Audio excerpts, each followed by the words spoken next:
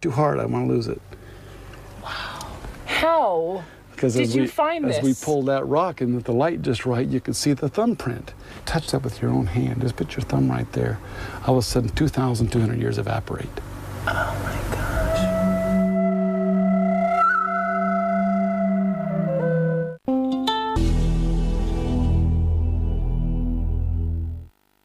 This is a massive pool, water collection facility inside the major architecture. One of the most amazing parts of our travels to Guatemala is the fact that we were going to go see the Popol Vuh. Popol Vuh is essentially the Mayan creation myth, and a lot of historians believe that it was a contaminated document because they believed it happened somewhere along during the Spanish conquest. And so they believed part of the mythology was Mayan, and then part of it was from Spanish Catholicism. And the significance, and in going under this tent and seeing it face to face, was the fact that this artifact predates anything they thought by a millennium. And to be realizing as we're walking in this tent that I'm not in a museum, I'm not in the British Museum or in the Mexico City Anthropology Museum, I am where this structure was created and built. And not only am I looking at it, but the fact that Dr. Hansen is explaining to us that this Popol Vuh, this frieze, is only 24 meters of it is uncovered.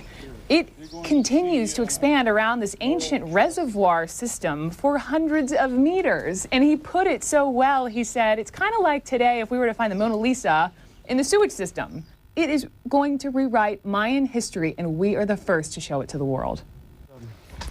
This is going to be something you haven't seen before, but it is going to give us an opportunity to show you some of the most amazing features of pre-classic iconography and pre-classic ideology in full manifestation. Here we go. Oh my gosh. This has not been stabilized, it hasn't been consolidated, it's just the way we excavated it.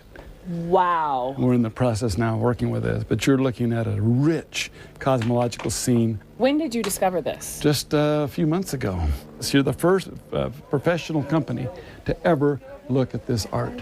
This is the creation story. This is the creation story, people. And it goes back to at least 300 to 200 BC. What was it like, just that moment of discovery when you realized what this is? Immediately I saw the head, I realized with the number 1 and the scroll out of the, I thought, can this be the Popol Vuh? I was stunned. They had a series of pools with 2 waterfalls, dual waterfalls that fell into another pool. And then the side of their pools were richly decorated with extraordinary art on 2 levels.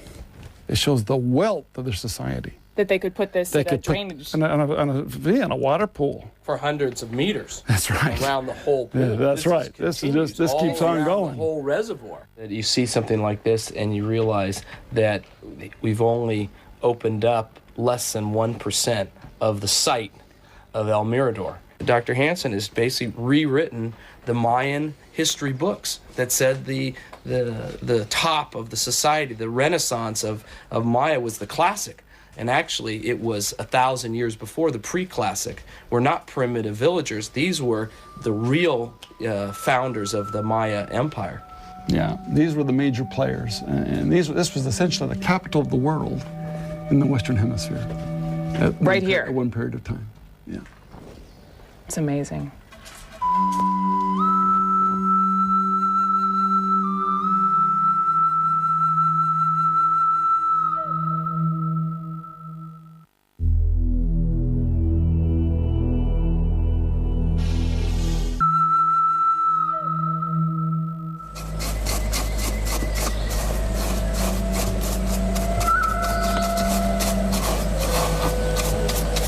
Pues de hecho todo es delicado porque es una verdadera reliquia de tener algo tan antiguo y tan importante, y tenemos que hacerlo bien minuciosamente para poder hacer el trabajo sin destruir el mascarón. También es un legado que le estamos dejando a la humanidad por la antigüedad que tiene el lugar, y estamos viendo cómo los antiguos mayas eran digamos, grandes pensadores que plasmaban todas sus ideas en la arquitectura. Bueno, es un gran orgullo. un orgullo poder participar en un trabajo como esto que va a perdurar por muchos siglos más. This story has not just belonged to an American archaeologist like Dr. Richard Hansen or Jeff Morgan with the Global Heritage Fund. This project is very much so owned and beloved by Guatemalans. These guys are the true heroes. In fact, I've worked with some of these guys like Don Adrian and Pedro and Arnoldo for years and years and years. We have up to 30 years with these guys. They know where to go. They know where to patrol. They know how the looters operate. They listen to it. They listen for the sound of the pick in the jungle. This is an old looter's trench. Since 1992, where we've had guards in cities throughout the basin, we've had no new looters' trenches. Where we haven't had the resources for that, we have lost 100% of every single structure has been destroyed, ripped through, torn apart, artifacts obtained and stolen, smuggled out of the country, taken to foreign museums and foreign collectors. And the devastation is complete. One of the things that the looters missed, however, and was recovered by our people, is this little feature here. And this looks like a piece of clay. It is a piece of clay. It's kind of rough, and it was cast aside. But in reality, it's a mold. It has a mold. Here's the face and the breasts of a woman and the kneeling posture. And so what they did in the late classic period, they poured this full of clay and molded it so that you had a perfect mold image and could reproduce this on a larger scale. A tremendous find. One of the great, in fact, this has to go to the Mirador Basin Museum for the simple fact that it's so rare to find this stuff. For us, it's extremely important.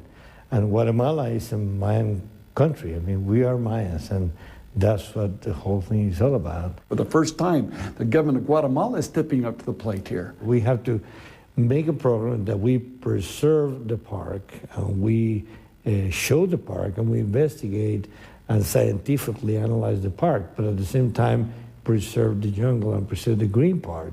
Not just important for Guatemala, but for the whole Western Hemisphere and for Latin America. Guatemala has contemporary Maya still living in villages. These people know the jungle, they know it well, they've lived in it. Their time has come. I think the idea of the entire conservation of this area is that they be the beneficiaries of this in some way. You can see that this is you know, we're beginning here, but we're making a change, we're making a difference in people. We have the opportunity to investigate rainforest culture that existed thousands of years ago. Sometimes I ponder, you know, what were the factors that led to their demise? What were the things that took them down the path to destruction? Because when they went, they left all their pottery right on the floors of their buildings. They left stone tools with the stone flakes still sitting around the stone tool, and they walked away forever.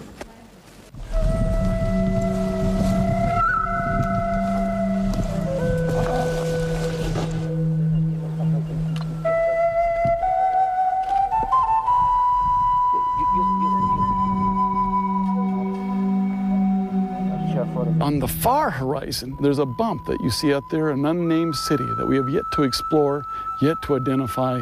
That is, it tells us that there are many, many cities in this area we have to know, we have to learn about.